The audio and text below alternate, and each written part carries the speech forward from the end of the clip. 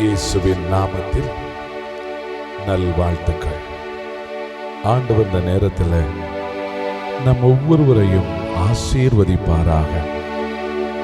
இறைவனை நம்புகிறவர்களை அவர் ஒரு நாளும் கைவிடுவதில்லை. என் அன்புக்குரியவர்களை, ஆண்டவரை நான் நம்புவோம், நாம் பயப்படவே மாட்டோம். ஆமென்.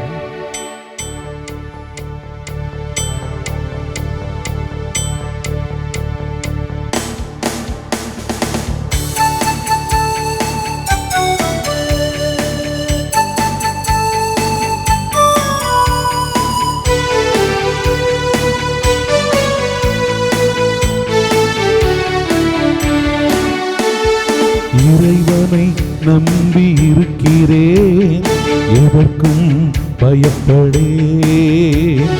இயேசுவை நம்பி இருக்கிறேன், எதற்கும் பயப்படேன்.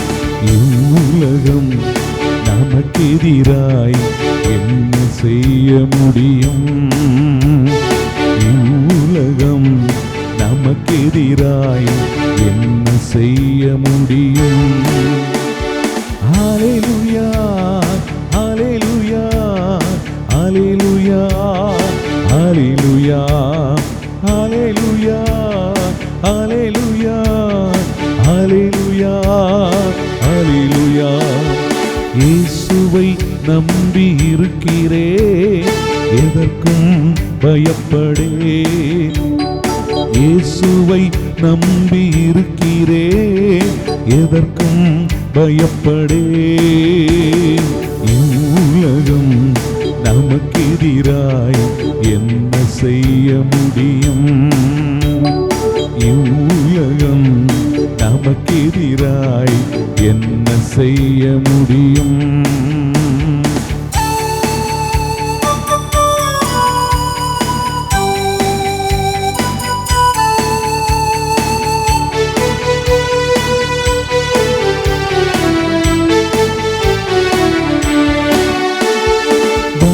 என்னை ஆட்கொண்டால் பாடுவேன் அதிகமாய். திருவசனம் தியானம் செய்து ஜெயம் எடுப்பேன் நிச்சயமாய். பயம் என்னை ஆட்கொண்டால் பாடுவேன் அதிகமாய். திருவசனம் தியானம் செய்து ஜெயம் எடுப்பேன் நிச்சயமாய். அச்சம் மேற்கொள்ளாது இறை அமைதி என்னை காக்கும். அச்சம் மேற்கொள்ளாது இறை அமைதி என்னை காக்கும். இவ்வுலகம் நமக்கெதிராய் என்ன செய்ய முடியும்? இவ்வுலகம் நமக்கெதிராய் என்ன செய்ய முடியும்? ஹல்லேலூயா, ஹல்லேலூயா, ஹல்லேலூயா, ஹல்லேலூயா, ஹல்லேலூயா, ஹல்லேலூயா, ஹல்லேலூயா, ஹல்லேலூயா.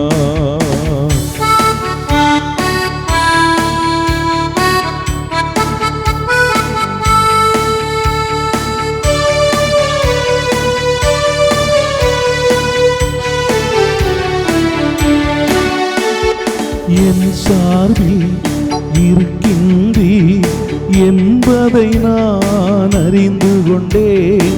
எதிராக செயல்படுவோர் விரும்புவார்கள் பின்னிட்டு. என் சார்பில் இருக்கின்றீர் என்பதை நான் அறிந்து கொண்டேன். எதிராக செயல்படுவோர் விரும்புவார்கள் விண்ணிட்டு. அச்சம் மேற்கொள்ளாது இறை அமைதி என்னை காக்கும். அச்சம் மேற்கொள்ளாது இறை அமைதி என்னை காக்கும். இவ்வுலகம் நமக்கெதிராய் என்ன செய்ய முடியும்? இவ்வுலகம் நமக்கெதிராய்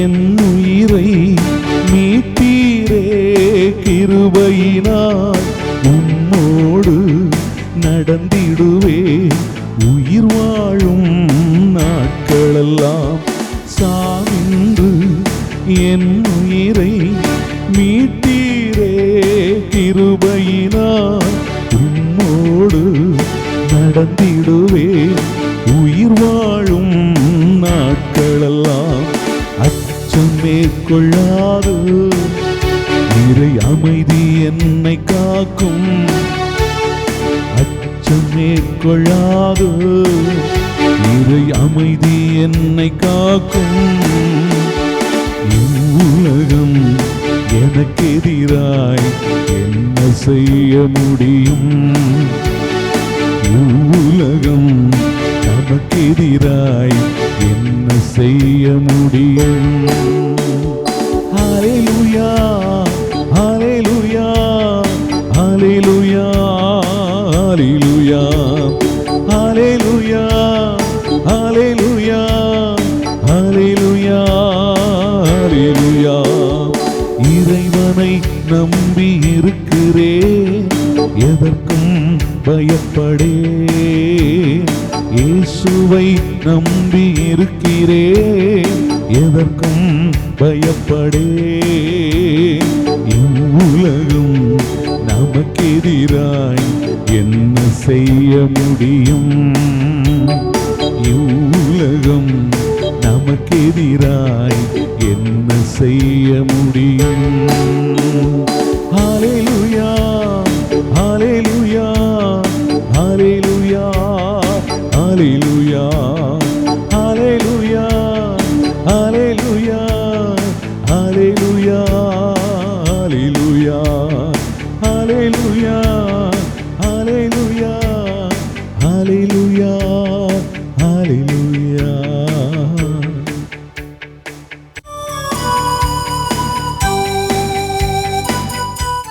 இயேசுவில் அன்பிற்குரிய அருமை சகோதர சகோதரிகளே, இந்த நாளில் உங்களை சந்திப்பதிலே பெருமகிழ்ச்சி கொள்கிறேன். ஆண்டவர் உங்களையும் உங்கள் குடும்பங்களையும் ஆசீர்வதிப்பாராக. அன்புமிக்க இறை மக்களே, இந்த நாளில் ஆண்டவருடைய இறை வார்த்தை என்னவென்று செவிமடுப்போமா? மார்க் எழுதிய நற்செய்தி 10வது அதிகாரத்திலிருந்து நமக்கு கொடுக்கப்பட்டிருக்கிறது. அக்காலத்தில் சீடர்கள் எருசலேமுக்கு போகும் வழியில் சென்று கொண்டிருந்தார்கள். இயேசு அவர்களுக்கு முன் போய்க் கொண்டிருந்தார். சீடர் திகைப்புற்றிருக்க அவரை பின்பற்றிய ஏனையோர் அச்சம் கொண்டிருந்தனர். அவர் மீண்டும் 12 அழைத்தார். தமக்கு நிகழ இருந்தவற்றை குறித்தும் பேசத் தொடங்கினார். இயேசு, இப்பொழுது நாம் எருசலேமுக்கு செல்கிறோம்.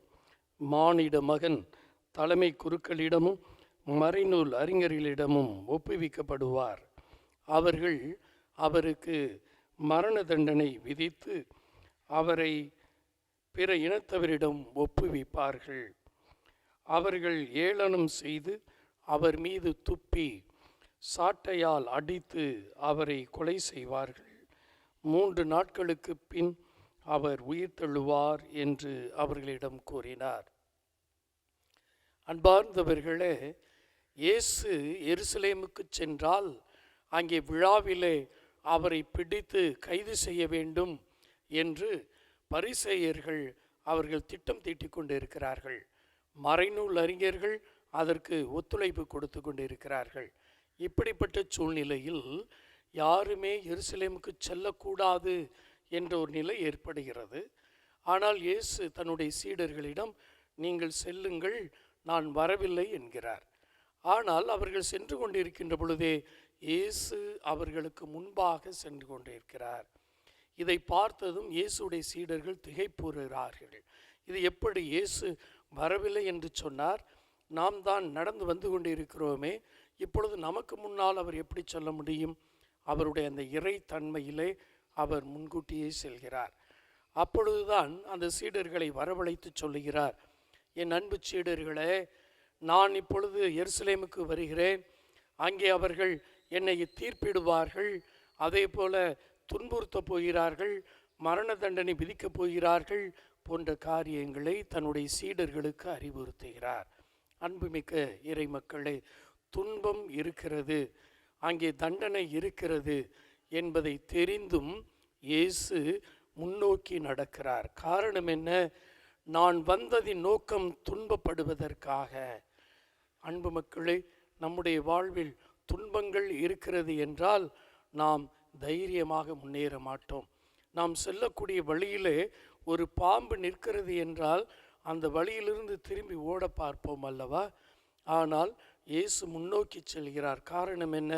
அந்த துன்பத்தின் வழியாகத்தான் மீட்பு.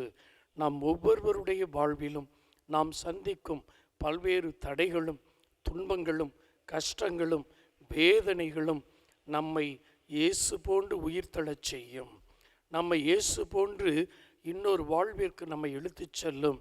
நம்முடைய துன்பங்கள் கண்டிப்பாக சந்தோஷங்களாக மாறும்.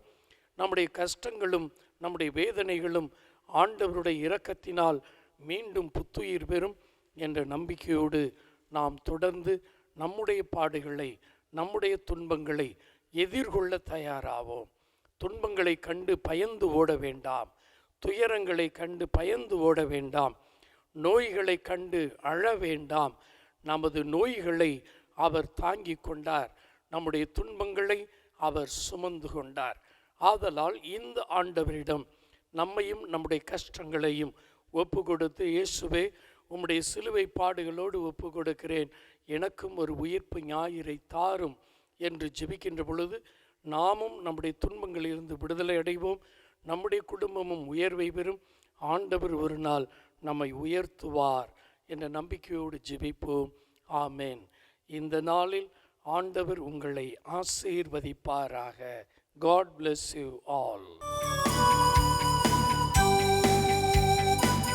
Praise the Lord. என் அன்பு சகோதர சகோதரிகளே, தேவனாகிய ஆண்டவர் உங்களை நிறைவாய் ஆசீர்வதிப்பாராக. இந்த நாளிலே நீங்கள் சுகமாக நலமாக வாழ சிறப்பாக உங்களை வாழ்த்துகிறேன். ஆண்டவர் உங்கள் எல்லாரையும் நிறைவாக ஆசீர்வதிப்பாராக. என் அன்புக்குரியவர்களே, சங்கீதம் திருப்பாடல் 20ஆம் அதிகாரம் 5வது வசனம், உன் விண்ணப்பங்களை எல்லாம் ஆண்டவர் நிறைவேற்றுவாராக. உன்னுடைய விண்ணப்பங்களை எல்லாம் ஆண்டவர் நிறைவேற்றுவாராக. எத்தனையோ விண்ணப்பத்தோடு தான் இன்னைக்கு நீங்க உட்கார்ந்துருப்பீங்க. ஆண்டவரே, என் ஜெபத்தை கேளும், ஆண்டவரே என் மன்றாட்டுமிடம் வரட்டும். உண்மையிலே நீங்க இன்னைக்கு அவரை பார்த்து கேட்கிற அந்த ஜெபத்துக்கு ஆண்டவர் பதில் தருகிறார். என் அன்புக்குரியவர்களே, 1 சாமுவேல் 1 அதிகாரத்திலே இந்த அன்னாள் என்ற அந்த தாயார் ஒரு காலகட்டத்தில் குழந்தை இல்லாம இருக்கிறாங்க. ஆனா அதனால அவங்களை அவமானப்படுத்தினாங்க, நிந்திச்சாங்க. கூடவே இருந்த இன்னொரு பெண் அவளை வேதனைப்படுத்துகிறாள்.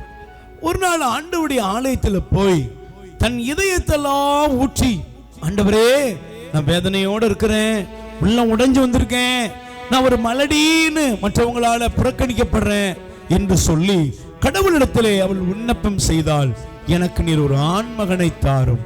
பிரியமானவர்களே, பாருங்களேன் ஆண்டவர் எவ்வளவு நல்லவர் என்றால், பைபிள் சொல்லுகிறது, உன் விண்ணப்பங்களை எல்லாம் ஆண்டவர் நிறைவேற்றுவாராக. அந்த அம்மாவுடைய ஜெபத்தை ஆண்டவர் கேட்டார். அவளுடைய முக வாட்டம் மாறியது, அவள் துக்கம் சந்தோஷமாய் மாறியது. ஆண்டவர் அவளுக்கு அற்புதம் செய்தார், ஆண் குழந்தையை கொடுத்தார்.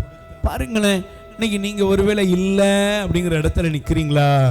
இன்னைக்கு நீங்க கேட்கறதெல்லாம் தர ஏசப்பா உங்கள் அருகில் இருக்கிறார். அவரை கூப்பிடுங்க, என் கண்ணீரை துடைங்கப்பா, என் வாழ்க்கையில் இருக்கிற வேதனைகளை மாற்றுங்கன்னு சொல்லி மன்றாடுங்கள். ஆண்டவரே, எங்க விண்ணப்பத்தெல்லாம் கேட்கிற அன்பு தகப்பனே, இதோ அன்னாளுடைய அந்த கண்ணீரின் விண்ணப்பத்துக்கு பதில் கொடுத்தீரே. இப்பொழுது இவர்கள் உம்மை நோக்கி மன்றாடுகிற இந்த விண்ணப்பத்துக்கு கனிவாய் செவிசாய் தருளும், ஆசீர்வதியும். இயேசுவின் நாமத்தில் பிதாவே, ஆமென். என் அன்புக்குரியவர்களே, திருப்பாடல் 20:5, உம் விண்ணப்பங்களை எல்லாம் ஆண்டவர் நிறைவேற்றுவாராக என்று உங்களுக்கு அற்புதம் நடக்கிறது. God bless you. மரியே வாழ்க.